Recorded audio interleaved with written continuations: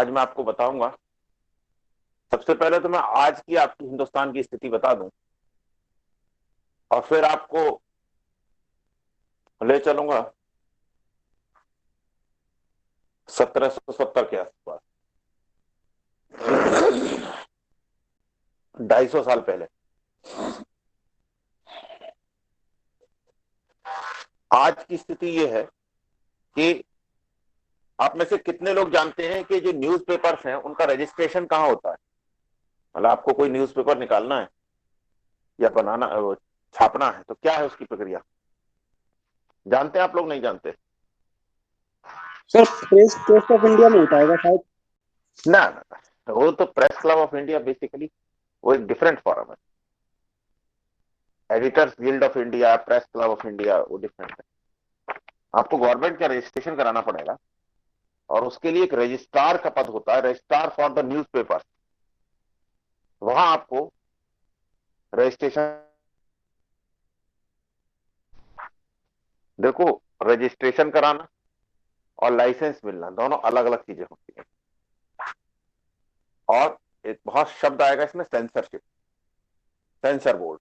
Sensor मतलब कि उस पर कटौती करना है या उस पर, सेंसरिंग का मतलब ये होता है कि वह पहले किसी बॉडी को दिखाया जाएगा जो आप छापेंगे या जो आप बताएंगे या जो आप दिखाएंगे, और उसके बाद अगर वो बॉडी परमिट करेगी, यानी वो कमेटी या वो जो भी संस्था है, तब वो पब्लिक में जारी होगा। इसी को सेंसरशिप कहा जाता है।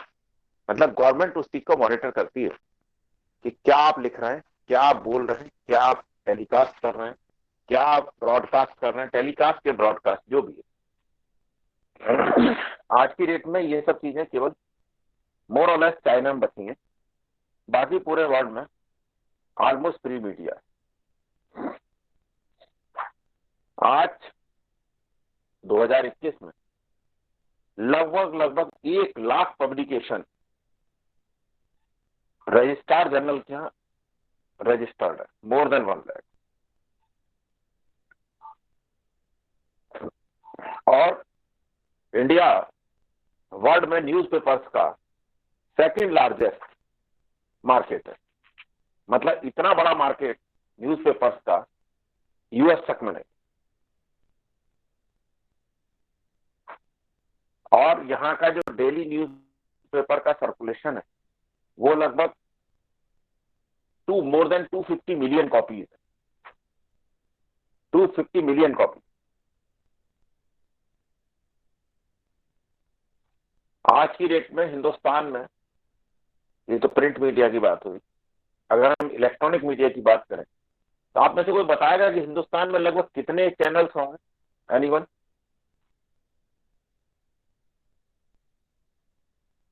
Hello hello. जी सर। अरे वो आवाज चली गई लग रहा है। नहीं सर, आवाज आवाज आ चली रही गई है। क्या? नहीं सर, आवाज तो आ रही है नहीं सर। सर, आ रही है आवाज। तो बोले का नहीं? आज की डेट में सर कितने चैनल सर होंगे? सर पता नहीं है, इसलिए नहीं सर बोल पाए। सर तो बताओ ना, कैसा पता नहीं है, क्या दिक्कत है?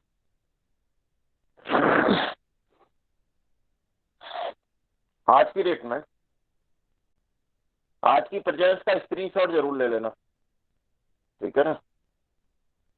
स्क्रीनशॉट, अन्नू कुमारी तुम्हें शायद पता नहीं होगा इसलिए बता रहा है। प्रेजेंस लगाने का तरीका यही है कि स्क्रीनशॉट ले लिया जाता है, फिर बाद में ग्रुप पे पोस्ट कर दिया जाता है। आज की डेट में हिंदुस्तान में लगभग 1800 से लेकर 1900 चैनल। आपके टीवी में कितने चैनल आते हैं?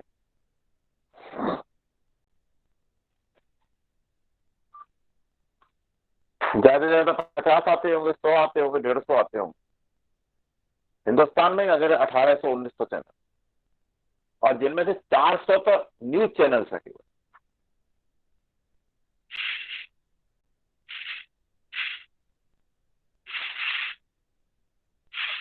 अब एक ऐसा देश जहां 400 के से ऊपर न्यूज चैनल्स हों, 1800 के आसपास टोटल चैनल्स हों, 250 मिलियन कॉपीज डेली छपती हों, वहां से हम पीछे चलते हैं, ये तो आज का परिदृश्य है। 1780 में 1780 में जब जेम्स ऑगस्टस हिक्की ने पहला न्यूज़पेपर निकाला जिसका नाम था बंगाल गजट।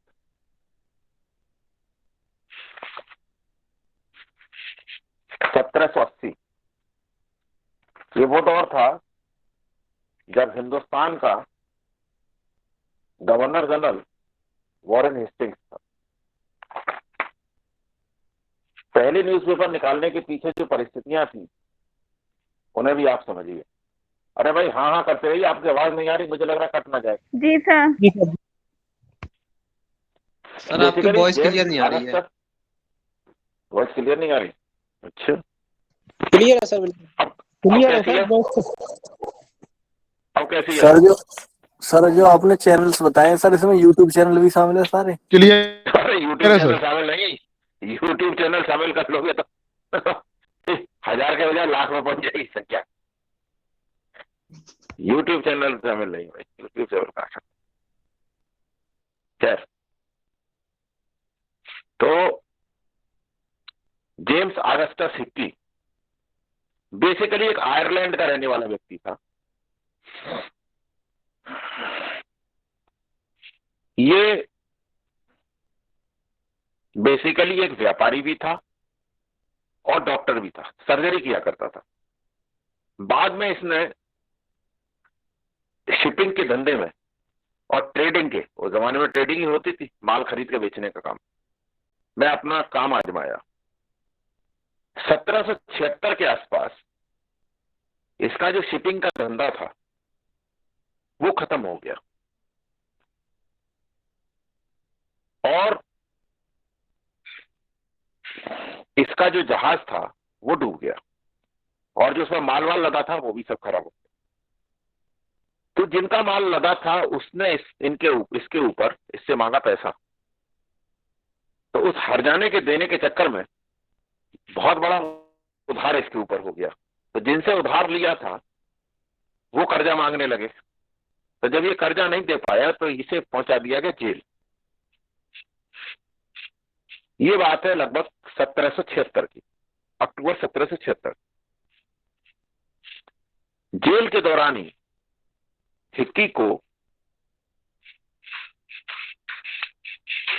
एक प्रिंटिंग प्रेस मिली। प्रिंटिंग प्रेस का आविष्कार तो बहुत पहले का, पुर्तगालियों ने सबसे पहले इंट्रोड्यूस किया था इंडिया। जी सर। और उस प्रिंटिंग प्रेस को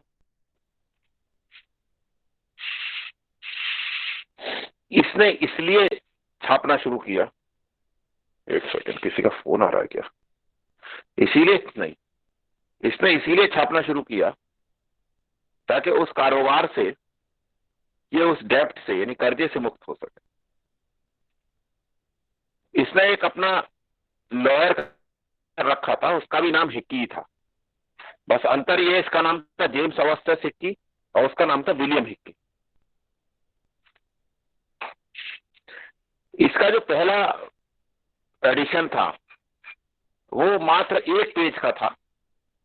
आपने कोई छोटे अखबार आज भी देखे हो तो 1 पेज का जो अखबार होता है इश्तहार टाइप का, और ये पहला पब्लिकेशन हुआ इसका 29 जनवरी 1780।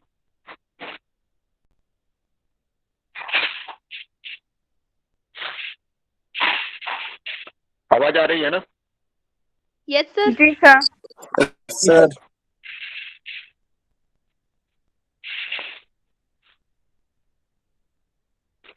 शुरुआत में ये पेपर जो न्यूज छापता था वो साधारण किस्म की हुआ करती थी, और साधारण किस्म की न्यूज में जनरल एक न्यूट्रल पॉलिसी रखी जाती थी। और उस जमाने में इसका पब्लिकेशन केवल 100 का था और डेली नहीं छपता था ये अखबार। कोई टाइम निश्चित नहीं था इस अखबार के छपने का, मतलब जिस दिन व्यवस्था हो जाती थी उस दिन छप जाता था। और इसके रीडर कोई ऐसा नहीं था कि घर घर कोई हॉकर लगे हैं बांटने के लिए। जो यूरोपियन कॉलोनी थी, कहां की? कलकत्ता की, उन यूरोपियन कॉलोनीज में ये बंटवा दिया जाता था, क्योंकि इंडियंस तो रीडिंग हैबिट थी नहीं इस तरह की, क्योंकि लिटरेसी बहुत रेट कम था और ये अंग्रेजी में था और कोई मतलब भी नहीं था, कोई ऐसे मुद्दे भी नहीं उठाता था। उसी बीच में जेम्स ऑगस्टस हिक्की को ये पता चलता है कि जैसे तुमने बंगाल गजट निकाला है, ऐसे ही एक नया अखबार मार्केट में आने वाला है इंडिया गजट के नाम से।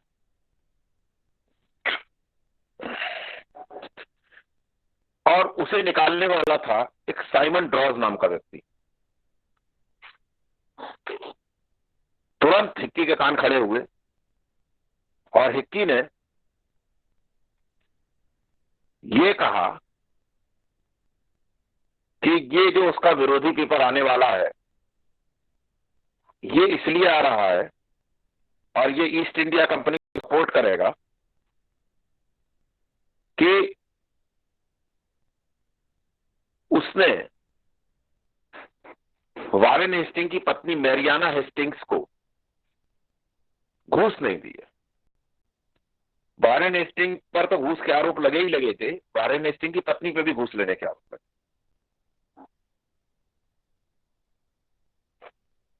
और क्योंकि उससे घूस मांगी जा रही थी और घूस न देने के कारण मैरियाना हेस्टिंग्स के समर्थन से एक दूसरा अखबार अब निकल रहा है जिसने उसे घूस दे रखी है। तो मीडिया का पुराना रिश्ता है करप्शन को उजागर करने से। मतलब मीडिया का रोल ही है कि समाज में जितनी चीजें हो रही हैं उन सबको लोगों के सामने रखे। मतलब ये वेरी इंसेप्शन में बता रहा हूं, पहले ही अखबार के छपने की कहानी में करप्शन की कहानी इन्वॉल्व है।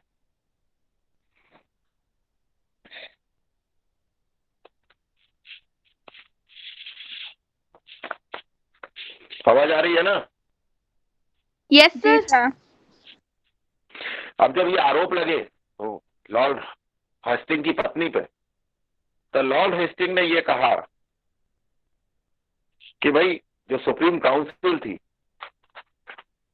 कि जब उस जमाने में कोई एक्ट तो बना नहीं था तो वो रोकते कैसे ऐसे छापने से, तो उन्होंने आओ देखा ना ताओ, जो थोड़े बहुत डाक चौकियां बनी हुई थी, पोस्ट ऑफिस बने हुए थे। पोस्ट ऑफिस क्या वो मतलब मेलिंग के लिए बनते थे कि इधर से उधर चला जाए हड़कारा लेकर के। तो सबसे पहले उन्होंने कहा कि इस अखबार की मेलिंग बंद कर देते हैं। तो उन्होंने कहा गवर्नमेंट इस तरह के किसी भी अखबार की कोई मेलिंग नहीं करेगी अपनी एजेंसी के माध्यम, यानी आप जो है सरकारी तंत्र का उपयोग नहीं करेंगे। यदि पोस्ट ऑफिस को तो पूरी तरह से रीइंपोज करने का दायित्व बहुत बाद में, लगभग 70-80 साल बाद डलहौजी के द्वारा किया गया, लेकिन थोड़ी बहुत डाक चौकियां थी। तो अल्टीमेटली उन्होंने इससे भी इसको ये लोग नहीं गुजरेगा किसी भी स्कूल। तो हिक्की ने अब वारेन हेस्टिंग से सीधा मुचैटा ले लिया और हिक्की ने यह कहा, हिक्की बेसिकली आयरलैंड का रहने वाला था। देखिए आयरिश रिपब्लिक मूवमेंट जो है, अगर आपने से किसी ने वर्ल्ड हिस्ट्री पढ़ी है तो आयरलैंड का और इंग्लैंड का आज का झगड़ा नहीं है, 1000 साल पुराना झगड़ा। और आयरलैंड इंग्लैंड से अलग होना चाहता था और आयरलैंड में freedom of expression of speech बहुत जबरदस्त है। तो हिक्की ने आरोप लगाया कि वारेन हेस्टिंग उसके राइट टू फ्री एक्सप्रेशन के अधिकार को छीनना चाहता है और उसने हेस्टिंग पर आरोप लगाया कि वो आतंक का राज कायम कर रहा है देश में और हर मामले में पैसा चाहता है। इसी वजह से वो ऐसा कर रहा है। और उसने ये भी कहा कि और जो ब्रिटिश लीडर्स हैं या जो ऑफिस होल्डर्स हैं, एक सेकेंड मुझे लग रहा फोन ही आ रहा क्या।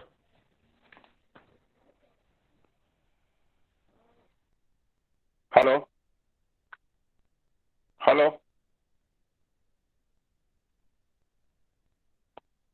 आवाज आ रही है भाई? है वहां। और आरोप एक और व्यक्ति पे लगता है जिसका नाम था, अभी भी नेटवर्क तो सही है मेरे में, जिसका नाम था सर एलिजा इम्पे, जो सुप्रीम कोर्ट का पहला चीफ जस्टिस था। उस पर भी इसने आरोप लगाया। अल्टीमेटली क्या हुआ, एक वहां और ईसाई मिशनरी चला करती थी, उसका मुखिया था जॉन कीरनैंडर, इस पर भी आरोप लगाया। तो हुआ ये कि हेस्टिंग्स ने और कीरनैंडर ने सुप्रीम कोर्ट में हिक्की के खिलाफ मुकदमा कर दिया, और उसके बाद केवल 4 सुनवाई हुई उस मुकदमे में, और जून 1781 में सुप्रीम कोर्ट ने यह पाया कि हिक्की जो है मानहानि कर रहा है गवर्नर जनरल, और उसे जेल में डाल दिया। लेकिन जेल में से उस जमाने में आज की जैसी जेल नहीं थी। उस जमाने में जेल में ही उसने अपना छापाखाना लगा रखा था, जो प्रिंटिंग प्रेस थी। मतलब आज जैसी जेल से उसे कल्पना मत करिए, आज तो जेल में कोई नहीं छाप सकता इस तरह की चीज। तो जो छापाखाना था उसमें से लगातार फिर भी पेपर निकालता। उसके बाद हेस्टिंग ने फिर सुप्रीम कोर्ट में इसके खिलाफ सूट किया। सूट मतलब दावा।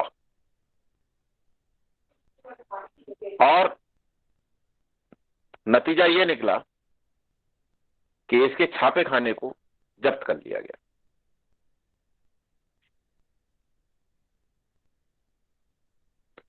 ये कहानी थी। इससे ज्यादा हेस्टिंग के बारे में कुछ उल्लेख नहीं मिलता। 1784 में, उस जमाने में कैदियों को मुक्त करने के लिए एक अवसर हुआ करता था। वो अवसर था केवल और केवल, जैसे आज 26 जनवरी 15 अगस्त को कैदी मुक्त किए जाते हैं, ऐसे ही उस जमाने में क्रिसमस की संध्या पर रिलीज किए जाते थे।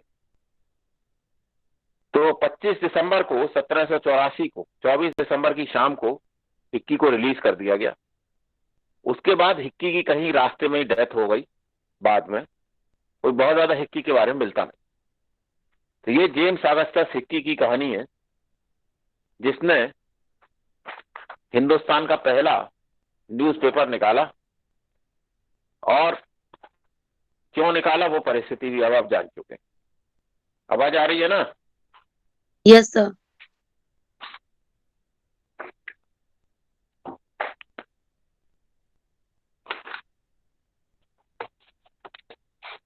अब जैसा मैंने आपको बताया कि पुर्तगाली वो पहला देश थे, देश के निवासी थे, जो इस हिंदुस्तान में प्रिंटिंग प्रेस लेकर के आए।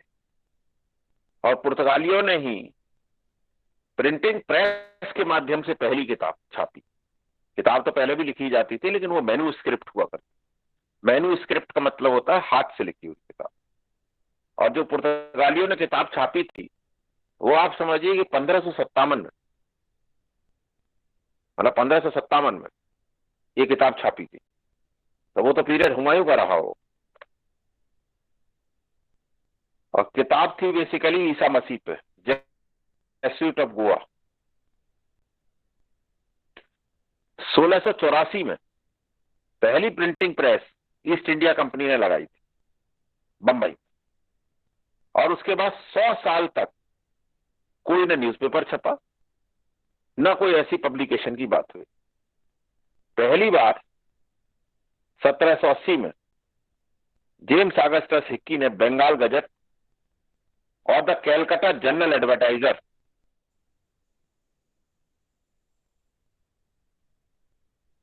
के नाम।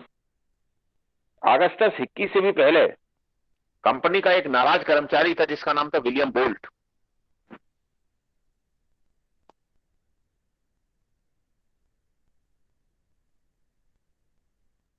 सजा दे दी थी।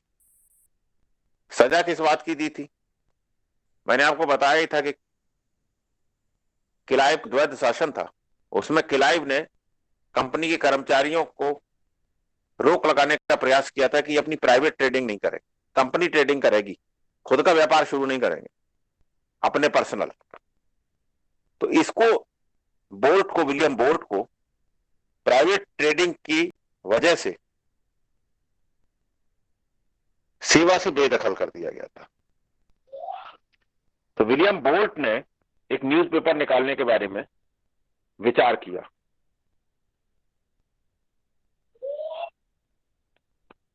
कि भाई मैं कंपनी के अधिकारियों के करप्शन को बेनकाब करूंगा, लेकिन विलियम बोल्ट का आइडिया लंबा नहीं चल पाया और वो कोई अखबार निकाल पाया। पहला अखबार निकालने का श्रेय जेम्स ऑगस्टस हिक्की को ही गया।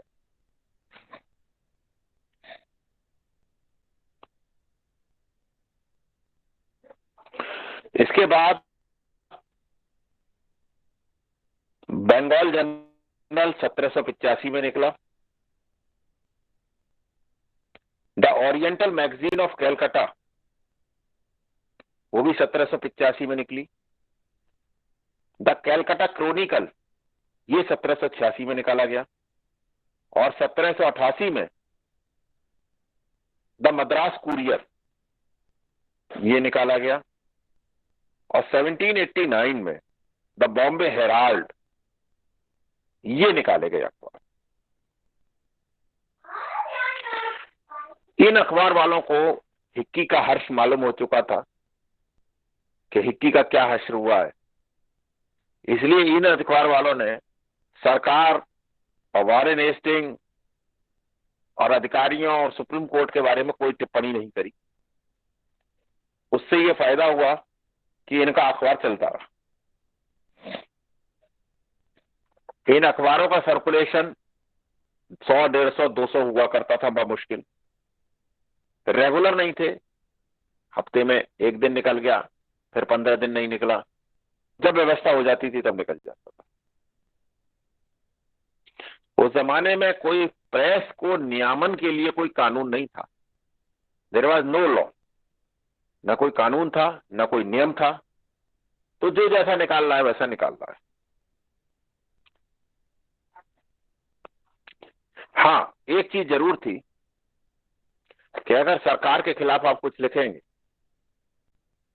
तो आपको डिपोर्ट कर दिया जाएगा। डिपोर्ट का मतलब आपको जबरदस्ती पकड़ के शिप में बैठा दिया जाएगा और आपको इंग्लैंड भेज दिया जाएगा आपसे वापस, अगर आपने ज्यादा हल्ला गुल्ला किया।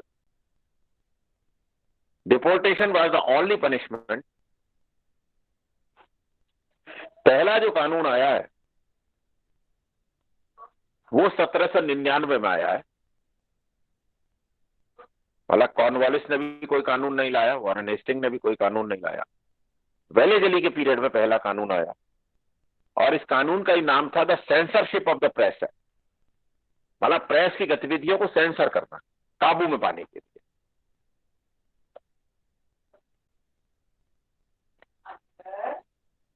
वेलेजली को वही डर था जो मैंने आपको बताया, क्योंकि वो पीरियड नेपोलियन का था फ्रांस में। तो वेलेजली को नेपोलियन के हमले का डर था, टीपू सुल्तान का डर था। इसी वजह से उसने कहा कि हमें अपने यहां भी किसी तरह की फ्री प्रेस की गतिविधि अलाउड नहीं करनी चाहिए कि कोई कुछ भी लिख दे जिससे हमारे लोग डिमोरलाइज हो जाएं। तो उसने सबसे पहले सेंसरशिप ऑफ प्रेस एक्ट 1799 में लागू किया और इसमें वही सख्त कानून रखे जो किसी युद्ध के समय में किसी देश में होते हैं। आवाज आ रही है ना? Yes sir. Yes sir. अब इसमें क्या व्यवस्था की गई, देखिए इसकी छोटी छोटी चीजें हैं और आप सिविल सर्वेंट बनने की तैयारी कर रहे हैं, इसका अंतर समझिएगा। मैं उसके बारीक अंतर को आपको बताऊंगा। इसका पहला प्रावधान था कि न्यूज़पेपर में आपको जो प्रिंटर है, जहां प्रिंटिंग प्रेस लगी हुई है उसका स्थान, जो प्रिंट कर रहा है उसका नाम, जो उसका एडिटर है, संपादक है, उसका नाम और पता, और जो उस अखबार का मालिक है यानी प्रोप्राइटर है उसका नाम और पता स्पष्ट रूप से छापना पड़ेगा।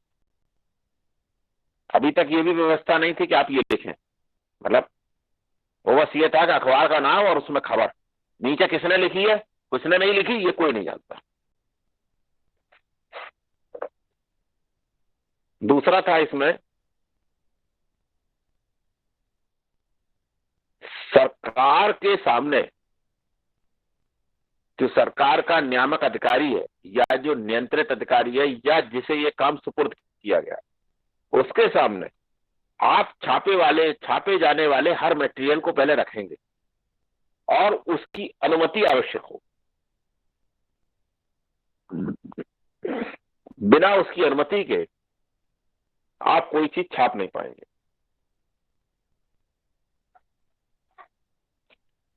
और सेक्रेटरी या जो अधिकारी इसका लिए नियमित किया गया था, उन्हें यह स्पष्ट इंस्ट्रक्शन थे कि अखबार में कोई भी चीज ऐसी नहीं छपनी चाहिए जो सेना के मूवमेंट से संबंधित हो, कि सेना यहां से वहां जा रही है, जहाजों के मूवमेंट से संबंधित हो, कहां क्या माल रखा हुआ है इससे संबंधित हो।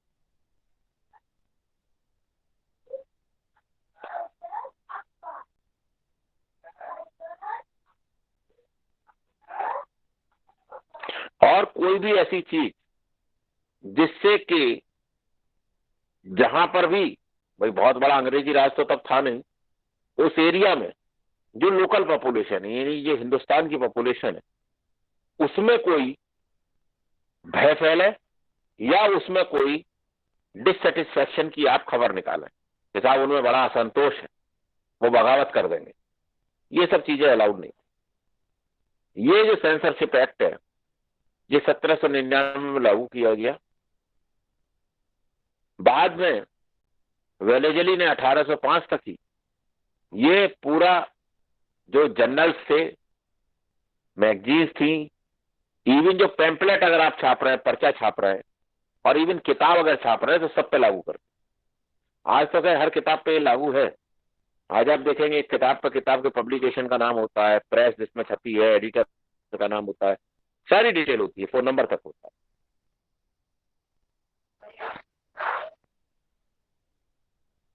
और ये व्यवस्था 1820 तक चलती रही।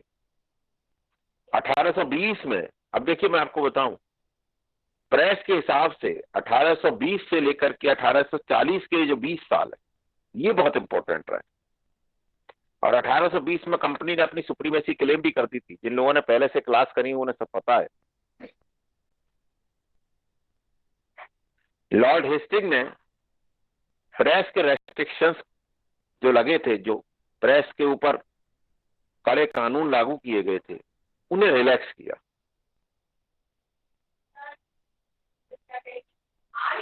और 1818 में ये इस तरह की जो सेंसरशिप थी कि पहले यहां मामला दिखाओगे तब छापोगे, प्री सेंसरशिप, उसे खत्म कर दिया।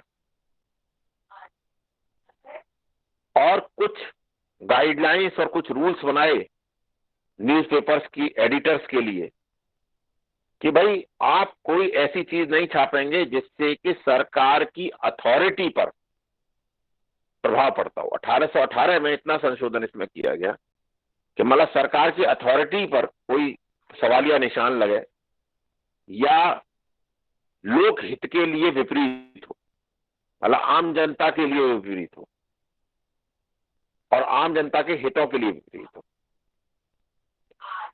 इस तरह की कोई चीज आप नहीं छापेंगे। अब जैसे आप कोर्ट ऑफ डायरेक्टर्स के निर्णय की आलोचना नहीं करेंगे, जैसे आप गवर्नर जनरल और उसकी काउंसिल के जो सदस्य हैं उनके कंडक्ट के बारे में कुछ नहीं लिखेंगे, सुप्रीम कोर्ट के जजेस के बारे में कुछ नहीं लिखेंगे, ऐसा कोई चर्चा नहीं लिखेंगे कि जिससे कोई भय या शक पैदा होता हो।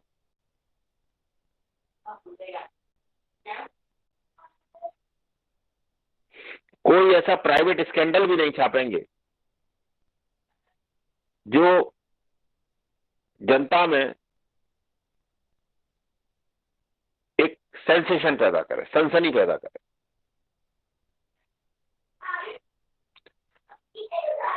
अब हुआ क्या बीच में मैंने आपको एजुकेशन के डेवलपमेंट में भी बताया था कि जॉन विलियम एडम्स, जिसकी 3 रिपोर्ट थी, एक 1830 के आसपास की थी, एक 1832 की थी, 1834 की थी। एजुकेशन के फील्ड में तो उसका काम था, लेकिन वो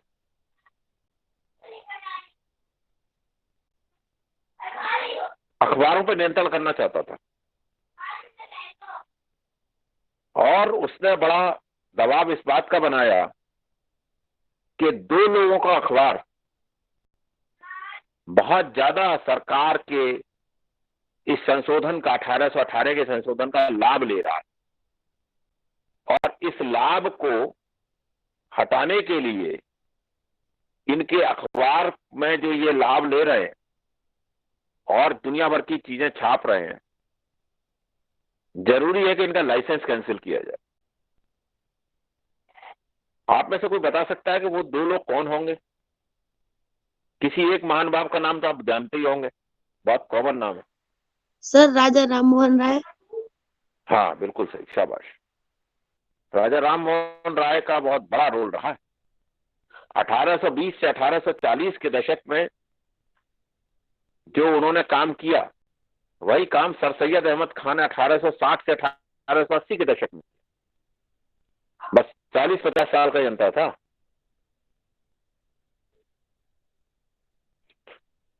बेसिकली राजा राममोहन राय और जेम्स बकिंघम। राजा राममोहन राय तो एक अखबार निकालते थे, मिराकुल अखबार, और जेम्स बकिंघम जिस अखबार को निकालता उसका नाम था कैलकाटा जर्नल। जॉन एडम्स का ये मानना था, जॉन विलियम एडम का, कि ये दोनों जो हैं अनाप शनाप चीजें छापते हैं और ऐसी चीजें छापते हैं जिससे कि सरकार की छवि खराब हो रही है, या ऐसा लगता है कि सरकार को ये एडवाइस कर रहे हैं, या सरकार, क्योंकि भाई योग्य तो दोनों थे ही थे और बहुत सारी चीजें कमियां भी देखते होंगे उस जमाने में। खैर, ये मौका वो बहुत दिन से तलाश रहा था। हेस्टिंग्स के समय में, लॉर्ड हेस्टिंग के समय में उसे मौका नहीं मिला, जबकि वो इस बात पर आमादा था। 1823 में वही जॉन एडम्स, जिसने 1813 के चार्टर एक्ट में 1 लाख रुपए की व्यवस्था 10 साल तक खर्च न हो पाने के कारण 10 लाख रुपए जब वो इकट्ठे हो गए, तो आपको मैंने बताया था पिछले वाले एपिसोड में कि एक कमेटी बनाई एग्जामिन करने के लिए कि भाई ये पैसे कैसे खर्च किए जाएं, इंग्लिश मीडियम पे, हिंदी मीडियम पे, के वर्नाकुलर मीडियम पे, के संस्कृत एजुकेशन पे। और राजा राममोहन राय बहुत मुखर विरोधी थे संस्कृत एजुकेशन के। तो इसी जॉन एडम्स ने एज एक्टिंग गवर्नर जनरल 1823 में कमेटी तो एजुकेशन पे बनाई, लेकिन 1823 में इन्हें मौका लगा हाथ और इन्होंने एक लाइसेंसिंग रेगुलेशन बना मारा, और टारगेट थे यही दोनों।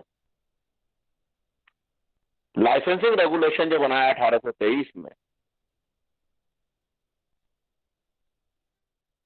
वो उसमें और प्रावधान कठोर कर दिए, और प्रावधान बेसिकली इतने कठोर कर दिए कि अल्टीमेटली राजा राममोहन राय का मिराकुल अखबार को बंद होना पड़ा, क्योंकि वो उन शर्तों का पालन नहीं कर सकते थे।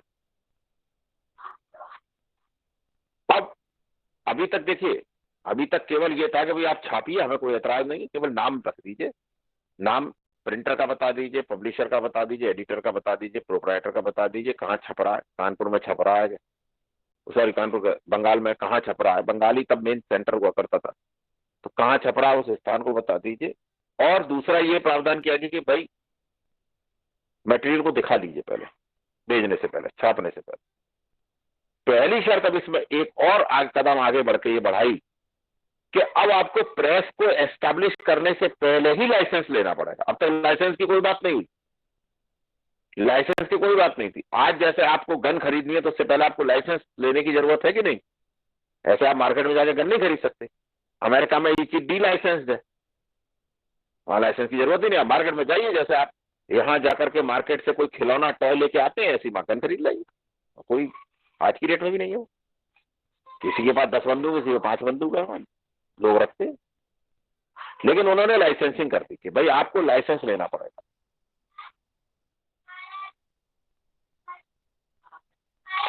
दूसरा प्रावधान ये बनाया कि अगर बिना लाइसेंस के आपने प्रिंट किया या पब्लिश किया तो हर पब्लिकेशन पे, जैसे आपने जिस दिन अखबार निकाल दिया, 400 रुपये जुर्माना लगेगा, नहीं तो आपको जेल भेज दिया जाएगा। और इस काम के लिए जो मजिस्ट्रेट था, डिस्ट्रिक्ट मजिस्ट्रेट, मैंने आपसे कहा ना डिस्ट्रिक्ट मजिस्ट्रेट का तब तक पद आ चुका था, कॉर्नवालिस के पीरियड में शुरू हो गया था, उसे ऑथराइज कर दिया गया।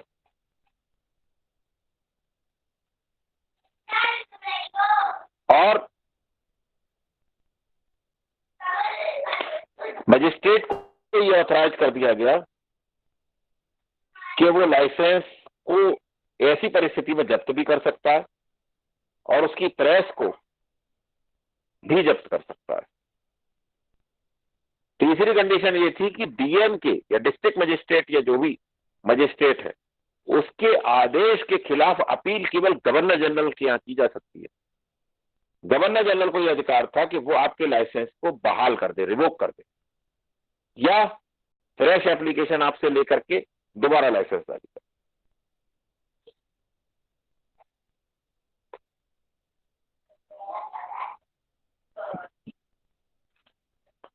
इसके कारण मिरातुल अखबार और कैलकाटा जनरल ऑलमोस्ट दोनों बंद हो गए, दोनों को लाइसेंस ही नहीं दिया। और जेम्स कनिंघम को, बंकिंघम को, राजा राममोहन राय को तो वो कर नहीं पाए, लेकिन बंकिंघम को उन्होंने डिपोर्ट कर दिया, उधर जहाज में बैठाला और पहुंचा दिया इंग्लैंड कि तुम जाओ यहां से वापस। और बंकिंघम और राजा राममोहन राय ने बड़ा लंबा चौड़ा अभियान जॉन एडम्स के खिलाफ चलाया और इस लाइसेंसिंग रेगुलेशन के खिलाफ चलाया, जो 1823 में। तो 1823 को याद रखिएगा, मैकॉले जिसका बाद में हेड बना, उस कमेटी को भी 1823 में बनाया गया था एजुकेशन पे, और ये जो लाइसेंसिंग रेगुलेशन है वो भी 1823 में बनाया गया। आवाज आ रही है ना बच्चों? Sir Yes, sir sir. मैं काले वाला बता दीजिए एक बार। मैकाले वालों तो पहले ही बता चुके ना, एजुकेशन वाले में। मैं तो कोइंसिडेंटली बता रहा हूँ। एजुकेशन 1823 में कमेटी बनाई गई थी ना, मैकाले तो 1834 में आया है, 11 साल बाद। कमेटी तो 1823 में बन गई थी। तुम क्लास में थी नहीं क्या?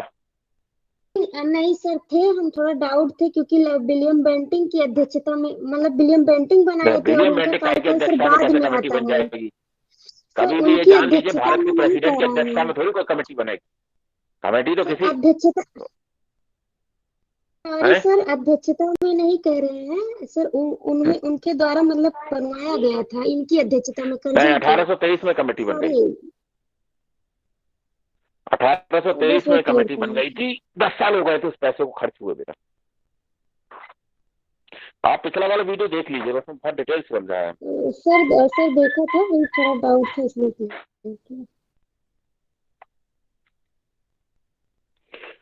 राजा राममोहन राय बेसिकली हार्बिंजर कहे जाते हैं, अग्रदूत कहे जाते हैं भारतीय पुनर्जागरण के, और बहुत ही रिवोल्यूशनरी उनके विचार हुआ करते थे। जब राजा राममोहन राय के मिरातुल अखबार बंद हुआ तो जो कट्टरपंथी हिंदू थे, जो सामाजिक सुधार राजा राममोहन राय लाना चाह रहे थे, और जो ऑर्थोडॉक्स हिंदू लोग थे या जो अखबार थे, उनको मौका मिल गया और वो अस्तित्व में आने शुरू हो गए। और उन्होंने जो उनका एजेंडा था उसके अनुसार चीजें छापनी शुरू कर। बेसिकली वो राजा राम मोहन राय के अगेंस्ट। देखिए वही समय है जब विवाद चल रहा था कि संस्कृत में एजुकेशन हो, इंग्लिश में एजुकेशन हो। तो जाहिर सी बात है जो ऑर्थोडॉक्स थे, जो हिंदू ऑर्थोडॉक्स थे, वो चाहते थे संस्कृत में हो, जो मुस्लिम ऑर्थोडॉक्स थे वो चाहते थे फारसी में हो।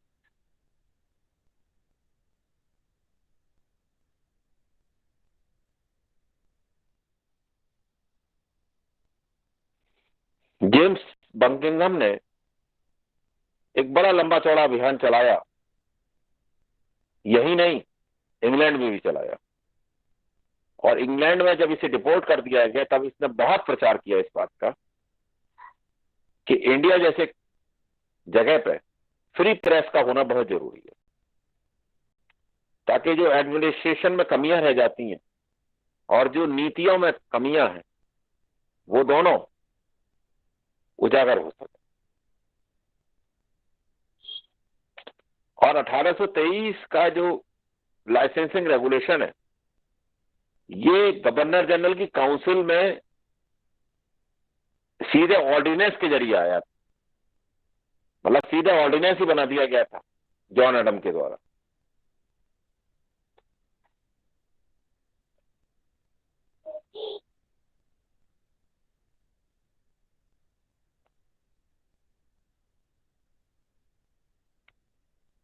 जॉन एडम और इसके लगभग 50 साल बाद जो वर्नाकुलर प्रेस एक्ट आया, आप जान लोगे जॉन एडम के ऑर्डिनेंस में ही कुछ चीजें और अगर बढ़ा दी जाएं तो वर्नाकुलर प्रेस एक्ट बन जाएगा।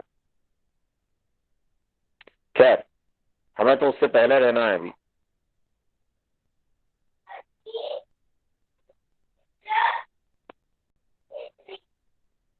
जुलाई 1824 में बॉम्बे गजट का जो एडिटर था सीजे फेयर, उसे गिरफ्तार कर लिया गया। एक साल बाद ही, देखिए 23 में आया है और एक साल बाद ही एक आदमी गिरफ्तार हो जाता है। पता नहीं हुए तो कितने होंगे, लेकिन हमें केवल इतिहास किताबों में एक ही का उल्लेख मिलता है, सीजे फेयर का। था वो इंग्लैंड का ही रहने वाला। उसने बेसिकली सुप्रीम कोर्ट की जो गतिविधियां थी, जो निर्णय देने के तरीके थे, उसे क्रिटिसाइज किया। तो उसे हॉल अप करने के बाद उससे यह कहा गया कि या तो तुम 20,000 रुपए की सिक्योरिटी जमा करो और नहीं है तो तुम्हें भी डिपोर्ट कर दिया जाएगा।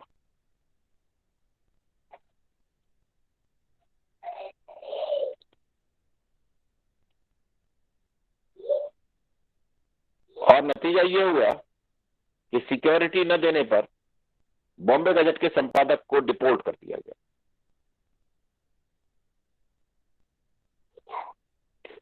विलियम बेंटिक जो इसके बाद आए, उन्होंने ये महसूस किया कि हिंदुस्तान जैसी जगह पे फ्री फ्लो ऑफ इंफॉर्मेशन होना जरूरी है, जिससे कि जो सोशल कंट्रोवर्सीज हैं, जो सोशल वाइसेज हैं, जो सामाजिक बुराइयां हैं, उन पर जनता की ओपिनियन हमें मिल सके।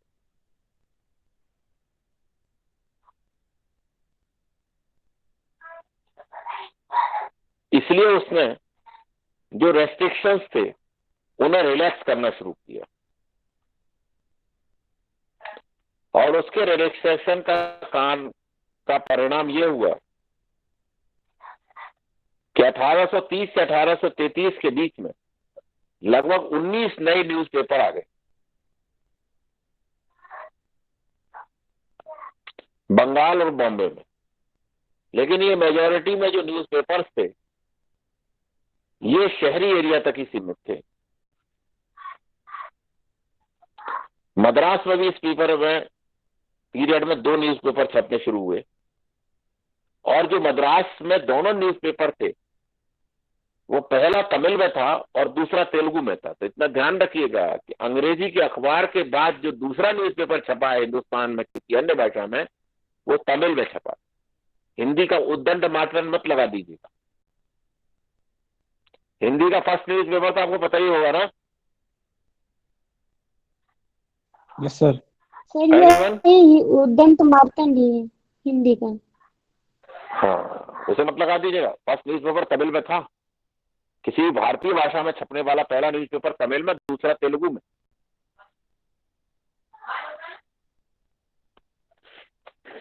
खैर, अब इस पीरियड में जब नाम आ ही गया है तो उनकी भी कहानी बता दूं। हिंदी के पहले न्यूज़पेपर की, हिंदी का पहला न्यूज़पेपर कहां छपा था बताइए, एनीवन? सर कानपुर से शायद छपे हैं। है? बताओ भाई, बताओ, शाबाश। सर कानपुर से सर। जुगल किशोर ने कानपुर से। सर कोलकाता। जुगल किशोर रहने वाले थे कानपुर के। सर बाद कोलकाता में से ही बदले थे। निकला था। हाँ, कोलकाता। कलकत्ता से निकला, कलकत्ता से ही निकला था। कोई बात नहीं, कंफ्यूजन है वो मैं दूर कर दूंगा। जैसे जेम्स ऑगस्टस हिक्की के बारे में मुझे लग रहा है आप लोगों को कंफ्यूजन रहेगा नहीं। और पहला न्यूज़पेपर भी आपको क्लियर हो गया कि कहां से निकला था, जेल से निकला था, है ना? जेम्स ऑगस्टस हिक्की ने कोई अपने घर में छापा खाना नहीं लगा, जेल में से निकाला था। उदंड मार्टन, उदंड मार्टन, इसका अर्थ होता है उगता हुआ सूरज, राइजिंग सन। इसका पहला एडिशन निकला था 30 मई 1826 को, कलकत्ता से निकाला था पंडित जुगल किशोर शुक्ला ने। शुक्ला जी रहने वाले थे कानपुर के, मूलतः थे एक वकील जो बाद में सेटल हो गए थे कलकत्ता में। और वहां बेसिकली पहले तो पेशकार का काम किया, फिर उसके बाद एक फुल फ्लैश लॉयर बन गए। इन्होंने 1826 के फरवरी मार्च में लाइसेंस ऑब्टेन किया पहले, क्योंकि देखिए 1823 का लाइसेंसिंग रेगुलेशन है ना, अब ऐसा तो छाप नहीं सकते थे, तो इन्होंने लाइसेंस लिया। एक इनके साथ मुन्नू ठाकुर थे और ये थे, मुन्नू ठाकुर, इन दोनों ने मिलकर एक लाइसेंस ले दिया, अखबार निकाला। अब पंडित जी ने अखबार तो निकाला, लेकिन कलकत्ता में निकाला, वो भी हिंदी का। हिंदी का अखबार कलकत्ता में पढ़ने वाले होंगे ही कितने। तो 30 मई 1826 को इसका पहला एडिशन आया, पूरी तरह से हिंदी में था और देवनागरी भाषा में था। पहली बार में इसकी 500 कॉपियां छापी गई, और जो अंदर भाषा थी वो खड़ी बोली और ब्रजभाषा थी। ब्रजभाषा और खड़ी बोली का मिक्सचर था।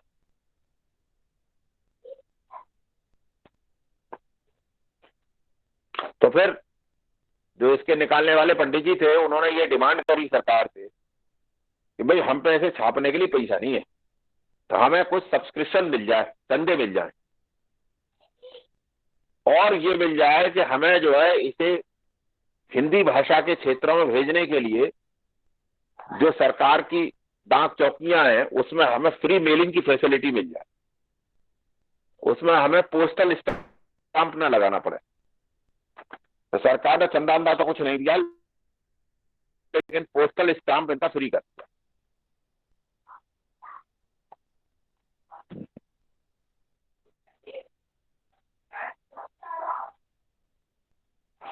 इससे पहले 1826 से पहले भी 1819 में भी कलकत्ता में ही एक समाचार दर्पण नाम का अखबार छपा, जिसमें आधा हिस्सा अंग्रेजी में होता था और आधा हिंदी में होता था, और कुछ बंगाली में भी होता था। लेकिन तब तक हिंदी के जो रीडर थे वो बहुत कम थे। खैर 1826 तक आते आते तो कंप्लीटली अगर आए सवाल कि कंप्लीट न्यूज़पेपर जो हिंदी में था वो तो उदंड मार्टन ही था, लेकिन पहला हिंदी का जो न्यूज़पेपर है वो समाचार दर्पण भी था। उसमें कुछ हिस्सा, आधा हिस्सा हिंदी में छापा जाता था। निकले दोनों कलकत्ता से। ये कहानी है उदंड मार्तंड की।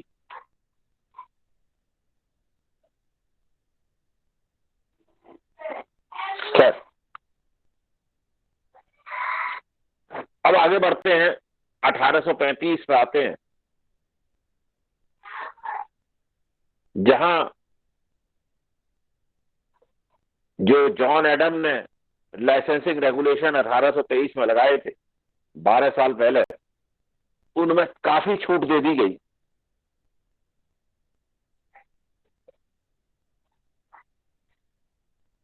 और सर चार्ल्स मेटकाफ, जो 1835 से 1836 तक ऑफिशिएटिंग गवर्नर जनरल था, उसने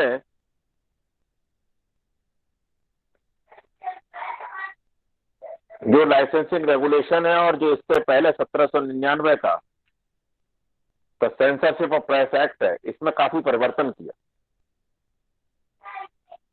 और उसके इस प्रयासों का घनघोर समर्थन 1833 के चार्टर एक्ट के थ्रू 1834 में नियुक्त हुए थॉमस बेलिंगटन मैकॉले ने भी किया। टीबी मैकॉले ने भी, जिसे लॉर्ड मैकाले कहा जाता है, उसने भी घनघोर समर्थन किया।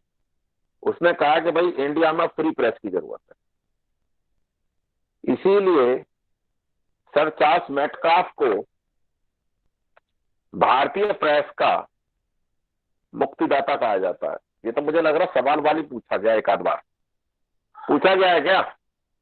यस सर, पूछे जाते हैं। सर। भारतीय प्रेस का मुक्तिदाता, क्योंकि लाइसेंसिंग रेगुलेशन और सेंसरशिप एक्ट दोनों में इसने काफी परिवर्तन लाया। मैकॉले ने भी एज लॉ मेंबर इसको सपोर्ट किया, लॉ मेंबर तो वही था। और एक नया प्रेस एक्ट लाया गया, जिसे प्रेस एक्ट 1835 कहा गया।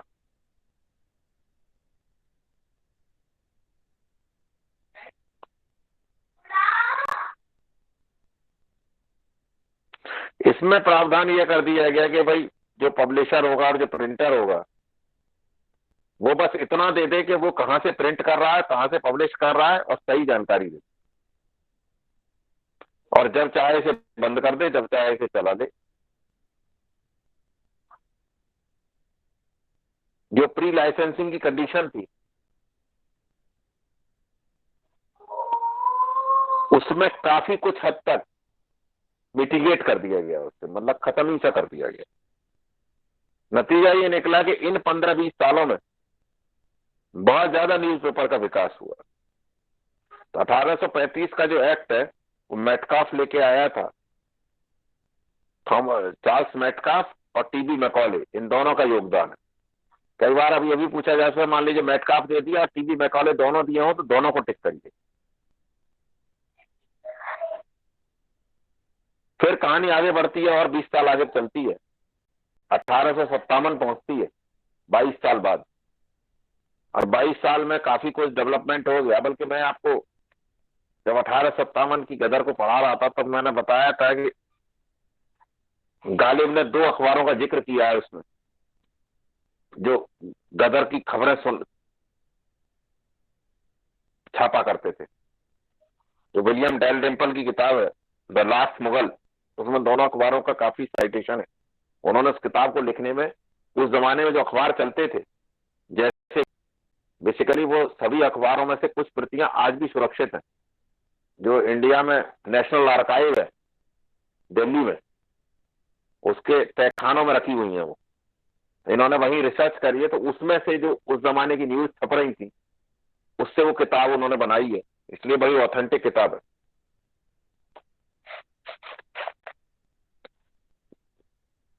तो इसका मतलब गदर के पीरियड में अखबार छपा करते। हम मोटा मोटा कंक्लूजन ये निकालते। खैर, गवर्नमेंट ने गदर होने के बाद प्रेस पर रेस्ट्रिक्शन लगाने फिर से शुरू हुए, और 1857 में 15वें नंबर का एक्ट लेकर के आए। यूपीपीसी में पहले ऐसे बहुत सवाल आते थे एक्ट 15वां है कि एक्ट 14वां है कि एक्ट 13वां? 15वां एक्ट था। अब तो मुझे नहीं लगता कि इस तरह के सवाल आते होंगे, लेकिन आ भी सकते हैं। एक्ट 15 ऑफ 1857, इसे लाइसेंसिंग एक्ट नंबर 15 कहा गया 1857 का।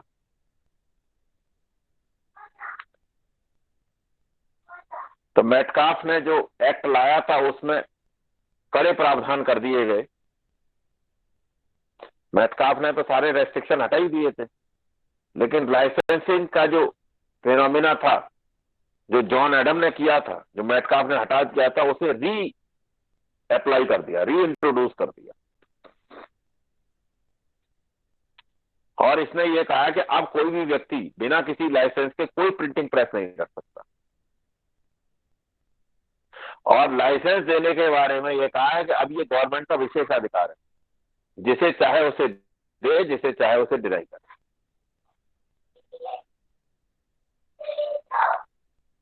गवर्नमेंट को ये तक अधिकार दे दिए गए कि वो पब्लिकेशन हुई चीजों को जब्त कर सकती है, उन्हें रोक सकती है, किसी भी न्यूज़पेपर के सर्कुलेशन को रोक सकती है, किताब की छपी हुई किताब को रोक सकती है। शुरुआत मतलब, लेकिन ये व्यवस्था उन्होंने शुरुआत में केवल 1 वर्ष के लिए करी, बाद में इसे धीरे धीरे बढ़ाते रहे। खैर, फिर उसके बाद 1867 में, लगभग 10 साल बाद, जो 1835 का चार्ल्स मेटकाफ का एक्ट था, द प्रेस एक्ट, या जिसे मेटकाफ एक्ट कहते हैं, 1835, उसको ऑलमोस्ट रिप्लेस कर दिया और उसकी जगह आया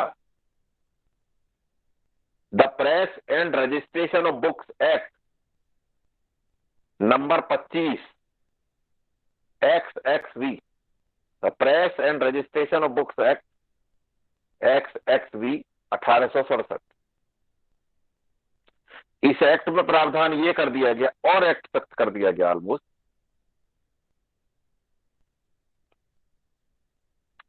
कि जो प्रेस की गतिविधियां होना सरकार और ज्यादा रेगुलेट कर सके।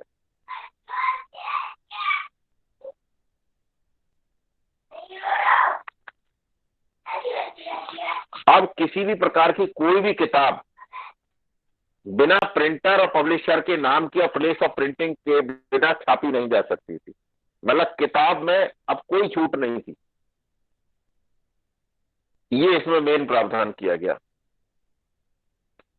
और ये प्रावधान भी किया गया कि छापने के 1 महीने के भीतर उसकी एक ऑथराइज्ड कॉपी आपको free of cost local government या लोकल डीएम को देनी पड़ेगी, जिससे कि अगर कोई ऑब्नॉक्शियस चीज है, उसमें गलत चीज है, उस पर एक्शन किया जा सके। और आप ताज्जुब करेंगे कि 1890 में इसमें अमेंडमेंट हुआ, फिर 1914 में अमेंडमेंट हुआ, फिर 1952 और 53 में हुआ, and this act still continues. ये एक्ट आज भी जारी है।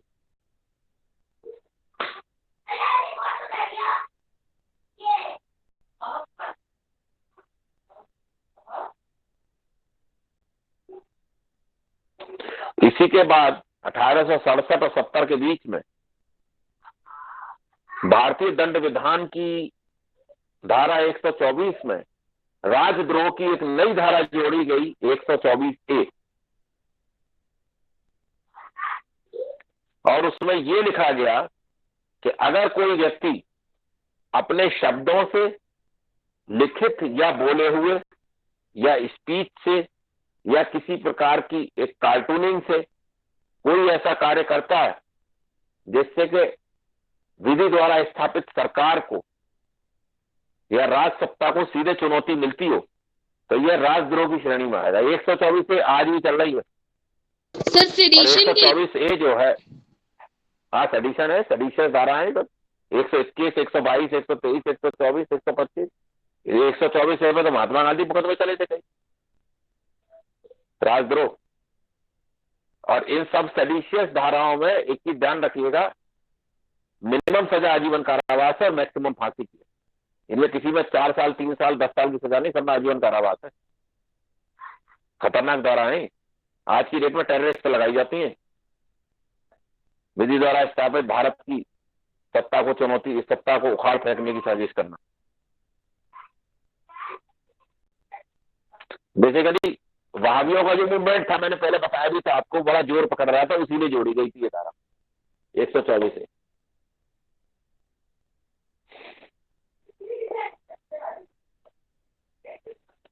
और आगे बढ़ते हैं।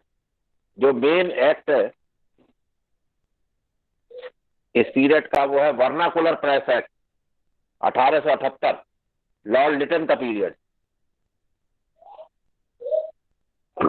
लॉर्ड लिटन के पीरियड में 2-3 बड़ी घटनाएं हुई थी। एक तो बड़ा फैमाइन आया था उस पीरियड में 1876-77 के बीच में, जबरदस्त फैमाइन आया था, अकाल। ऐसा कहा जाता है लगभग 10 मिलियन लोग मारे गए।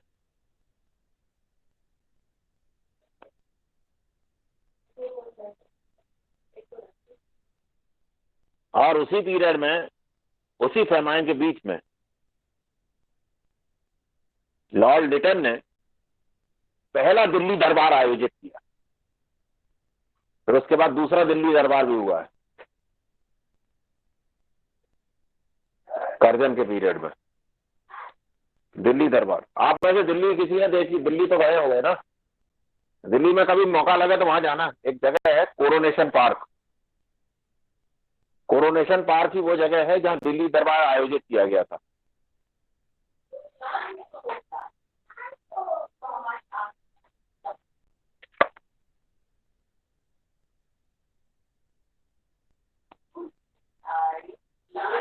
आवाज आ रही है ना मेरी?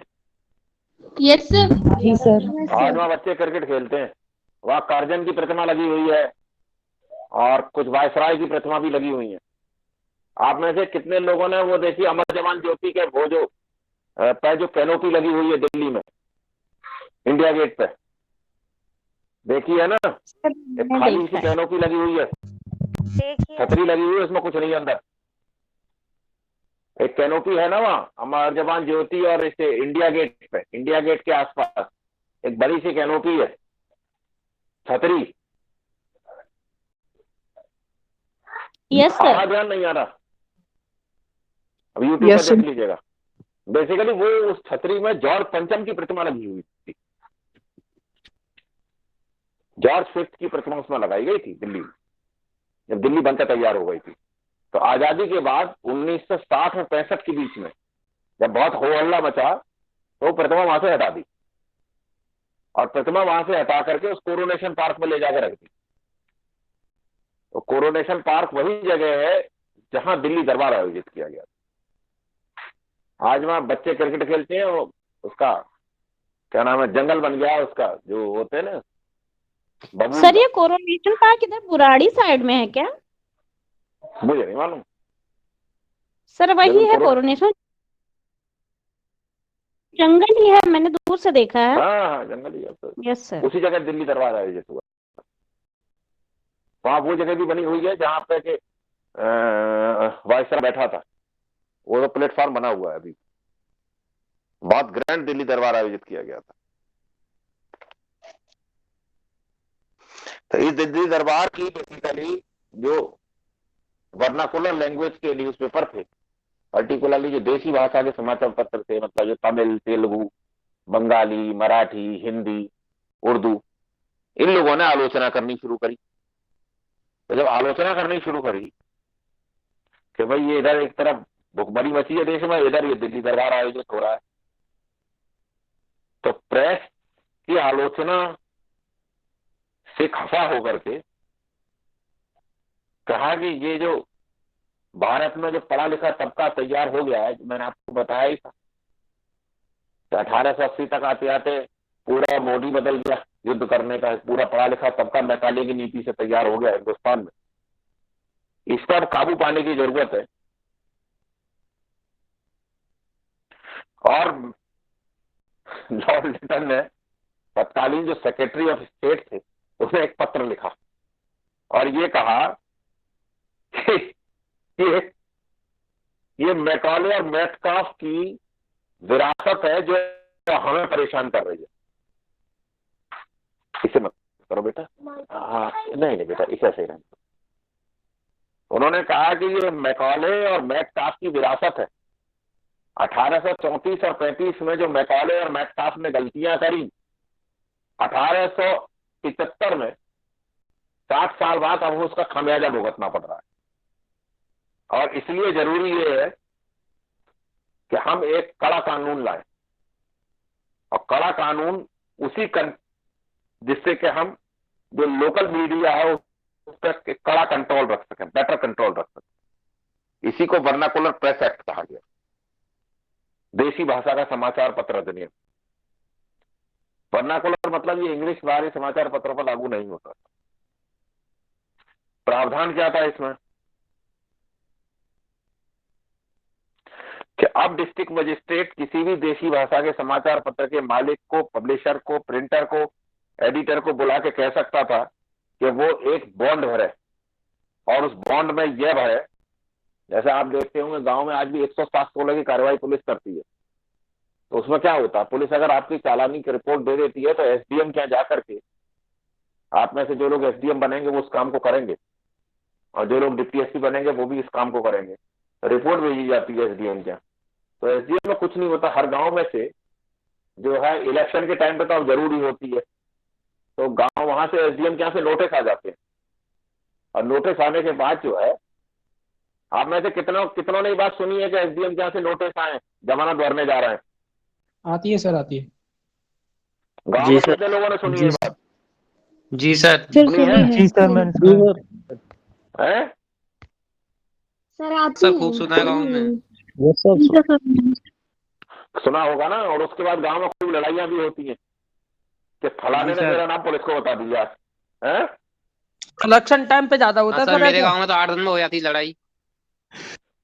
लड़ाई अलग चीज है, इलेक्शन टाइम पे ज्यादा होता है। तो सर डाउन इलेक्शन डाउन पे हर करते हैं रोज कि नहीं पुलिस घूमती करते? रहती है। Yes sir, yes police sir. घूमना अलग चीज है, लेकिन पुलिस का घूमना अलग चीज है, लेकिन एक गांव में से लोगों के नाम जाते हैं, वो कहते हैं भैया हम तो अपनी जमानत भरने जा रहे हैं।